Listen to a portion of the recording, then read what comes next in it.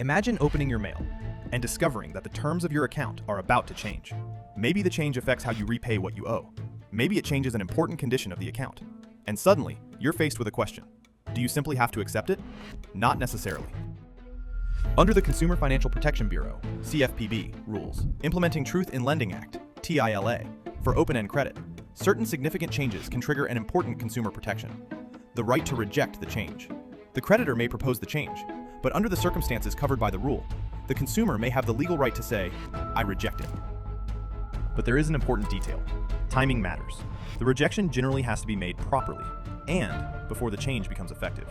The creditor gives notice, the clock starts, and during that period, the consumer may have a legally protected opportunity to reject the change. And if the consumer properly rejects the change before the effective date, the creditor generally cannot simply turn around and apply that rejected change to the account. Under the applicable rule, the consumer is being given a choice. But here's where this protection becomes even more interesting.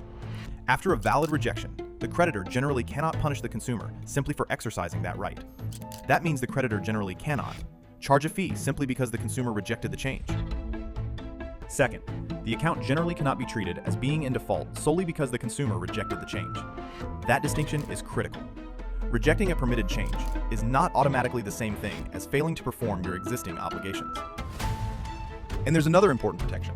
The creditor generally cannot respond to the rejection by demanding repayment under a method that is less favorable than the alternatives permitted by the rule.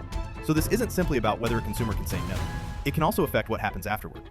The law may place limits on how the creditor can restructure the account once the consumer has exercised the right to reject. Not every account change automatically triggers this protection. The specific rule matters. The type of account matters. The nature of the proposed change matters. The notice matters. And the timing and method of rejection matter. So before assuming a change can be rejected, identify the exact provision that governs the account and determine whether its conditions have actually been satisfied. This is why understanding the rule matters. A notice of a significant change doesn't necessarily mean you have no choice. Sometimes the law gives the consumer a choice and then establishes boundaries around what the creditor can do after that choice is exercised. So the next time you receive a notice saying your account terms are changing, don't immediately assume you have to accept everything exactly as presented. Stop. Read the notice. Find the effective date. Identify the specific change. And then ask the critical question. Does the law give me the right to reject this change? Because sometimes, the most important consumer protection isn't the ability to complain after something happens.